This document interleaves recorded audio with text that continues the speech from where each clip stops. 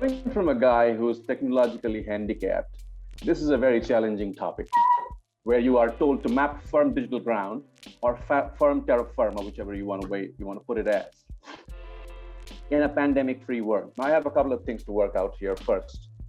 Once upon a time, I heard this great saying which said, reach out and touch somebody. And then it became reach out and touch everything. Well, that's exactly what internet does to us today. Digitality is here to stay.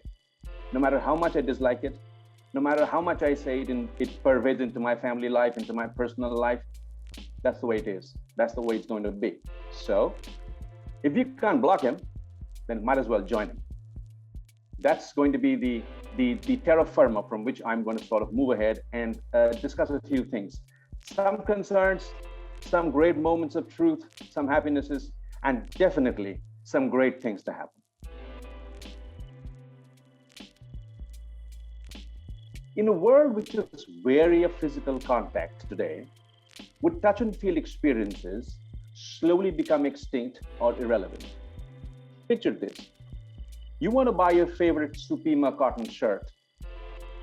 You have the best online, virtual, bespoke Alexa type speaker or Alexa type help to help you through. But at the end of the day, you cannot wear a real shirt on an online platform. You still need to do something about it. And secondly, has the pandemic taught us to be divided? But then there has always been pandemics. There was Ebola, there was SARS, there was Spanish flu before that. There was common fever once upon a time, which was almost like a pandemic in many years ago, many hundreds of years ago. Now, what is so great about this one, which of course we've created ourselves for no rhyme or reason, or for a certain set of reasons, belong to a certain set of people, and the dictum which goes on that particular premise is the fact that they worked for themselves, of themselves, by themselves, only on themselves. But if I were to get it across to the 6.5 to 8 billion people across the world, what has the pandemic taught us? Well, to crack a small little aside, it has taught us to be negative, and negative is the new positive, and positive is not something we're going to be very happy to right now. Having said that, as it were, the availability cascade in cognitive sciences is a barometer of our acceptance of collective belief acceptance. Now, what does that say to you in plain English? It primarily says that once upon a time, if we found a little insect in our ice cream, we threw the ice cream away and got ourselves a fresh one. Then came something in 1999, created by a guy called Kevin Ashton, who said, I'm going to predict the number of ice creams in that entire batch process, which may or may not have insects. And then it's up to you to figure things out, whether you want that ice cream or not. It's like razor blades in candy during Thanksgiving in the US. And then suddenly candy going out of the priority list is because they believed that any candy would have a razor blade inside that. How true is that? Can the Internet of Things, can a firm digital mapping really help us out of that? I don't know. I'm not here to give you answers. I'm here as just another entrepreneur, just another social impact guy trying to figure things out. If you were to ask me, well, gut feel, it could be a sense of probability, but then probability is probability. It's like bait. It has to go. It's the very nature of being the bait. Secondly, can we look at a pandemic-free world in the next half a decade? I don't think so. We're going to have to live with this. We're going to have to live with the fact that we're going to be jabbed twice a year or maybe once a year. We're going to have a nasal swab going into our noses to figure things out. Then, does digitality really take the front seat, or was it always in the front seat and we refused to see it? Was it in that blindsided zone of us? Because a decade ago, if somebody told me that my refrigerator would be able to tell me when I'm running low on milk, or the camera in my doorbell would record the demographic characteristics of the people who walked into my house. Whether they bought me, a sandwich, or they bought me a bottle of champagne, or they bought me just flowers. It just came empty-handed. And when I would go to their houses, they would tell me that, all right, this is what you need to carry back with you. That was totally out of a Star Trek movie. But unfortunately, we're living Star Trek now. We're living Contagion now. Robin Cook's award-winning book, Contagion, was something I read in school. And I said, this is not going to happen to us. But the problem is, it actually happened to us. And when it happened to us, it taught us so many different things. To start us, it taught us to say that we could take care of some of the frills in our life. I mean, we need not book a palace to do a board meeting. We could do the board meeting the same way we're doing the conferences right now. What are you going to miss out on? Well, you're going to miss out on those tumultuous applause once you've finished your piece. What I'm told nowadays, there is virtual applause. It's available. I could download that, and once I finish talking to you, I could simply put that on and I'd get my virtual applause. And I have the choice to make it running for as many seconds as I like. 10 seconds. Virtual reality is unfortunately the reality we live with today, given the fact that we are now handicapped in terms of movement, in terms of mobility. And telephony and the internet are exactly what's helping us get by. And I do think it's a great idea. Let me give you a serious story on this.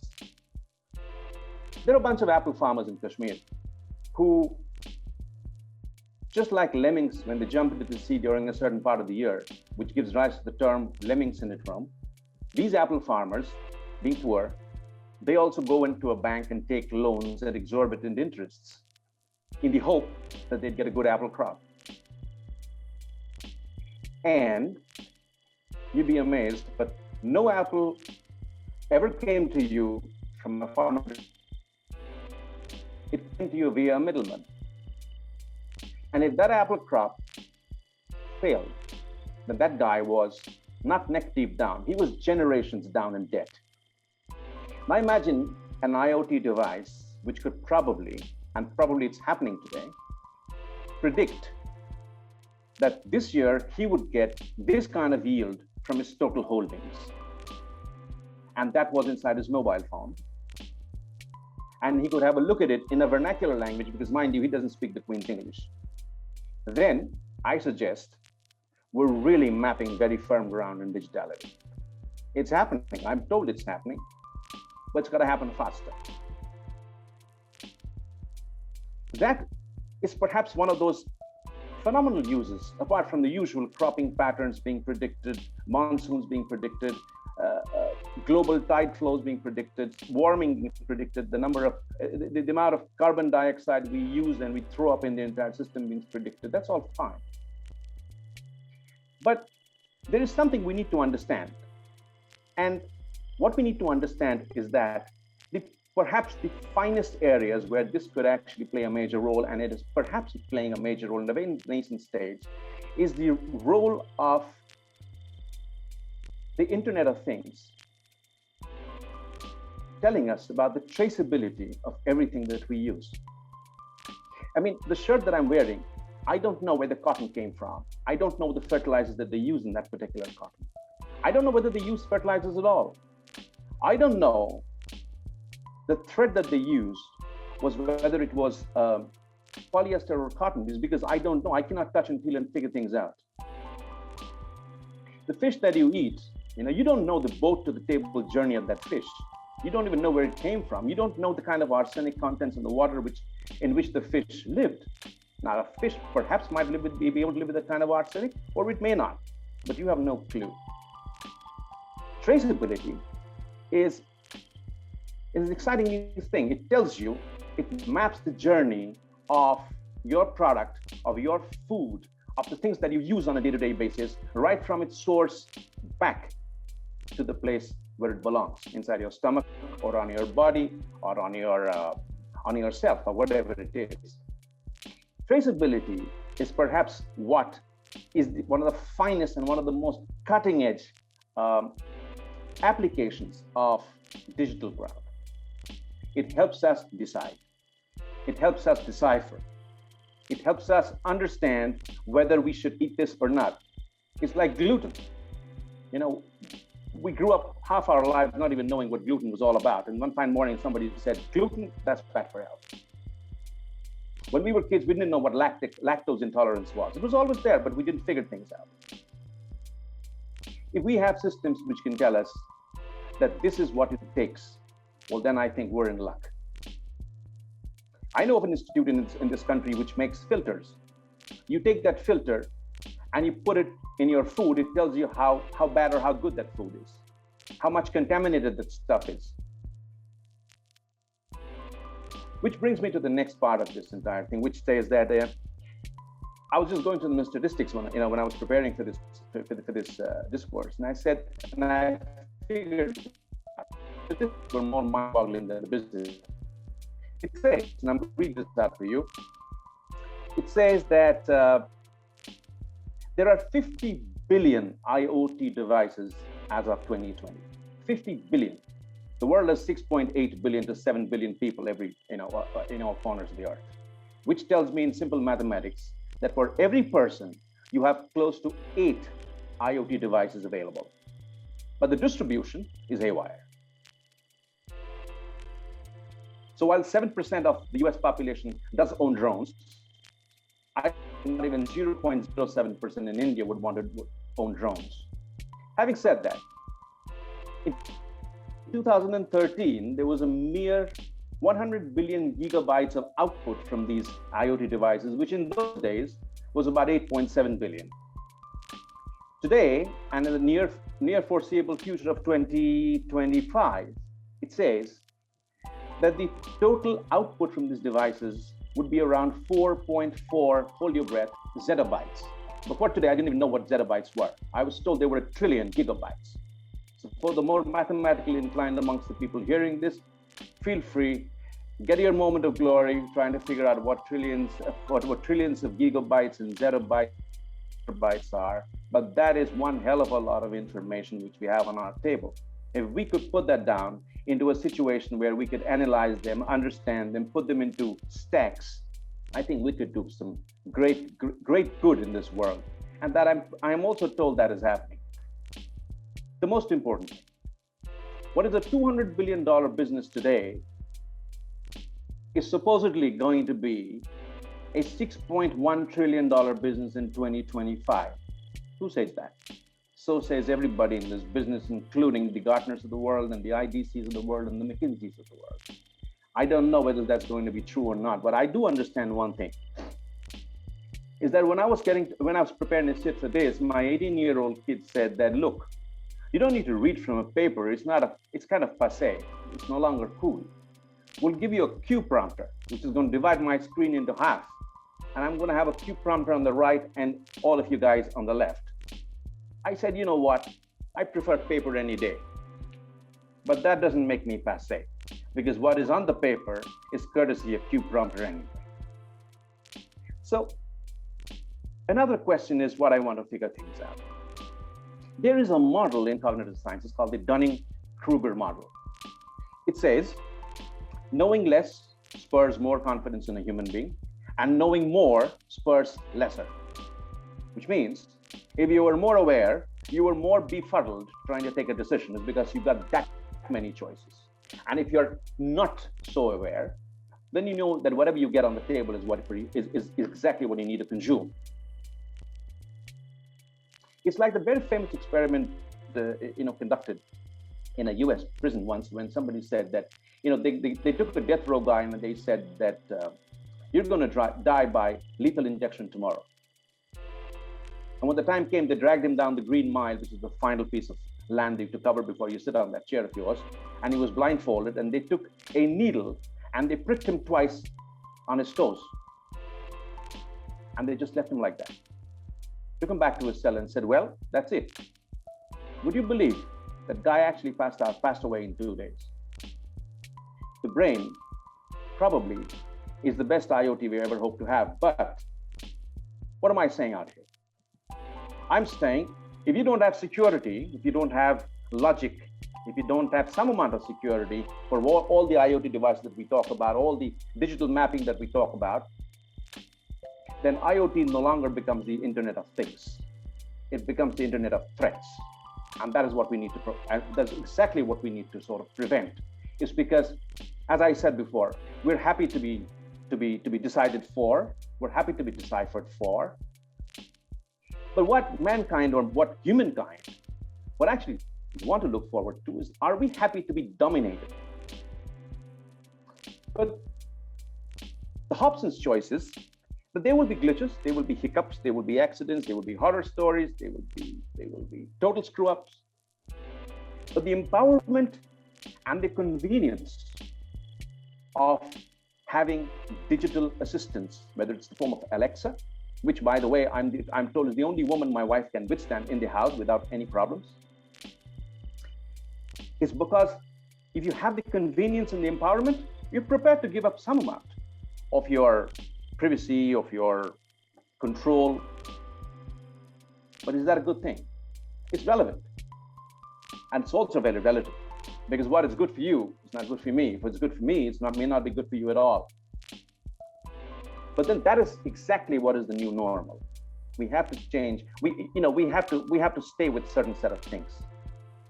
We have to look forward to a certain set of things. And it's not that digitality is perhaps going to give us a pandemic-free world. We're never going to have pandemic. We're never going to be pandemic-free. We're going to be more careful. We're going to stay healthier. We're going to eat things which is decided by razor sharp technology telling you that this is exactly what you can eat and what you cannot. We have to believe in that. We have to believe in that, because if we don't believe, then I'm afraid we're stuck at land's end. We have nothing. We have nothing to do. So the other thing which I really have a lot of respect for the digitality is that it actually allows us to cut down our search and seek time. It's like a data-seeking machine. It's like a data-seeking missile. If you give it data, it's happy. If you don't give it data, it's not happy. So all the times we had those dumb televisions, we just switched on and you watch the channels. But today, I'm amazed as to what televisions can do. I'm so happy that it can do those things. And I think that's a great idea for us to take in the future. But if we are going to allow this to control our lives, 50 billion IoT devices in the world, in the next 10 years, it probably would be 500 billion IoT devices in the world, then I do think there will be some amount of serious thinking to be done. Having said that, let me tell you a small story. Imagine a water bottle where you don't fill in water. Imagine a bottle got about, let's say, a capacity of 750 mil, where you don't fill in water. You give it to your child and you say, you can put in water from any tap you want, as long as it's not sewage water. When the child puts in water in that particular bottle from any tap in school or at a playground or at a place where the child is, the bottle automatically locks itself. It's the same way you put a credit card or a debit card inside an ATM system and it locks itself. After 20 seconds, it unlocks it, and that child is free to drink absolutely pure water. Let's say about 95% pure water, which we typically don't get to drink nowadays.